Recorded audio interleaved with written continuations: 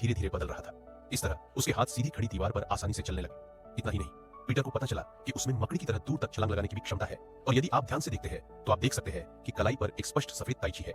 ऐसा लग रहा था कि वह कुछ समझ रहा है, इसलिए उसने अस्थायी रूप से अपनी उंगली दीवार पर रख दी। लेकिन उसे इसकी उम्मीद नहीं थी कि वह वास्तव में दीवार पर चढ़ सकता है। पीटर बहुत उत्साहित था और फिर वह अपनी अद्भुत कूदने की क्षमता दिखाते हुए इमारतों के बीच खुशी से कूद गया।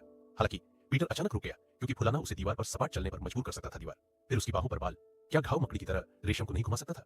पीटर ने अपना ध्यान केंद्रित किया और दूर की ओर देखा। फिर अगले ही पल अनगिनत इशारों की कोशिश करने के बाद पीटर अंततः मकड़ी के रेशम को लॉन्च करने में सफल हो गया। उसके सामने कवच से चिपक गया और जोर से खींचा।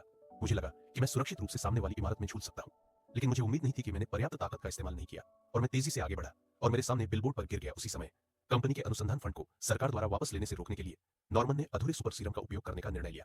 फिर जैसे ही उपकरण शुरू हुआ, तुरंत हरे धुएं का विस्फोट हुआ। पूरा प्रायोगिक केबिन भर गया। नॉर्मन की मांसपेशियां और दिल की धड़कन भी उसी हिसाब से बढ़ गई और उसका पूरा